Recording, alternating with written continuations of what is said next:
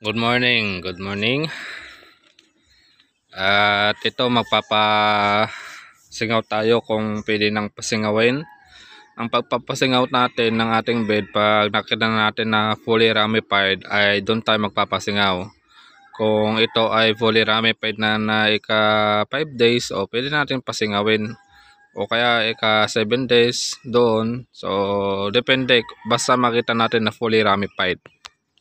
Titignan natin. Ito, bali ito, 5 days na ito. Kaya titingnan natin kung fully ramified na ba siya.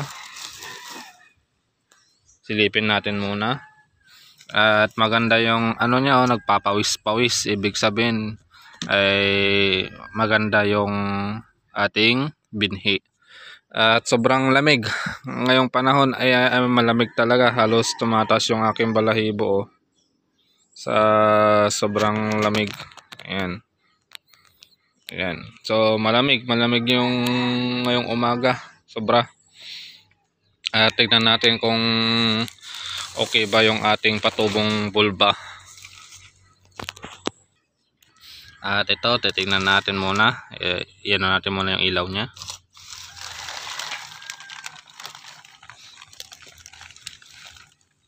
At so ayan, fully ramified na, kaya bubuksan na natin siya. Buksan natin muna. Ang pagpapasingaw ay kahit na malamig, kailangan nating pasingawin. Kasi ang purpose kung bakit natin pasisingawin, buo yan. Ayan, buo. Mayroon pang mga langgam-langgam. Ayan. Buo natin pasisingawin. Bakit buo natin pasisingawin? Para sa ganon ay mawala yung gas at matrigger din yung mga bulba, mga amag na tumubo. Ayan. So ganyan, kaya tayo nagpapasingaw. Bali ganyan na yung amag niya, fully ramified na siya. Ayan. Fully ramified.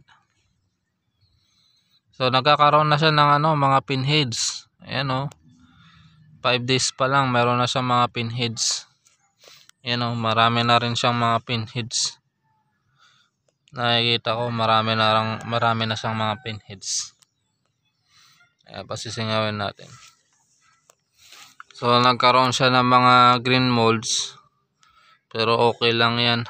So galing yan sa sa nilagay nating bigas. Maliliit. Ayan. Ayan yung mga may tumubo-tubo na pa na yung nilagay kong mga buto. So wag niyo yung lalagyan ng maliliit na bigas. Nagkaroon siya ng green molds. Pero okay lang yan. Pero mas maganda wag niyo na lang darak lang.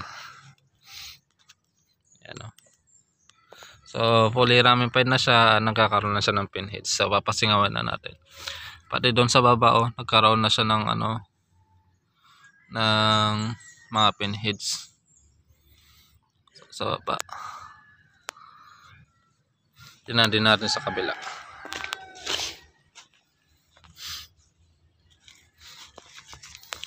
Dito sa kabila meron na rin pinheads na tumutubo. Ayan. So marami na rin. At dito meron na rin makikita. Ayan meron ng mga tubo. 5 days pa lang meron ng mga tubo. Ayan.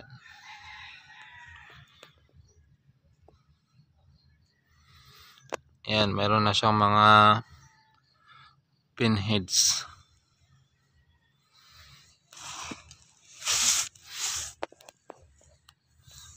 Ayan. Marami na rin siyang pinheads. So ganyan tayo magpasingaw. 5 minutes o kaya 10 minutes pasingawin natin. At bubuhusan ko yung sa baba nito ng tubig. Ganyan, palibot. So, ganyan. At ibalik lang natin yung plastic na ating inalis. So, yung mga ganyang langgam na mga itim-itim, okay lang yan. So, balik na natin yung plastic pagkatapos natin pasingawin. Tapos, pwede natin silipin na hanggang sa lumaki. Nasa ganun ay makita natin kung pwede nang i-harvest. So, after, siguro pag ganito kaliliit, ay after ng ilang days to, mga 5 days o kaya 4 days ay pwede nang i-harvest. Yan. Yan o, nagkakaroon na siya ng pinheads. So, pinheads yung mga yan. Yan yung sign na patubo yung mga bulba. Yan. So, pasingawin natin para mas maraming tumubo.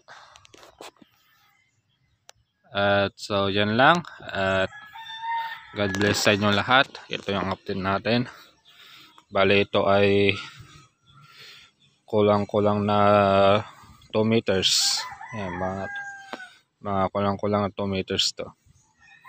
So, yan lang. At God bless sa inyo lahat. Sana may natutunan kayo sa video ito kung paano magpatubo ng kabuting saging kahit na malamig ang panahon. So, yan lang. At God bless sa inyong lahat. At huwag nyo kakalimutan na maglagay lagi pag ganitong malamig ang panahon. Maglagay kayo ng konting darak sa inyong binhi. Lagi kong sinasabi, lagi kayong maglagay ng konting darak sa inyong binhi pag ganitong taglamig o kaya tag-ulan. Pero pag summer naman, kahit hindi na kayo maglagay ng darak. Ngayong malamig lang ang panahon. Pag malamig sa inyong lugar o kaya maulan sa inyong lugar, tuloy-tuloy ang ulan, maglagay kayo ng binhi. So, yan lang. At God bless sa inyo lahat.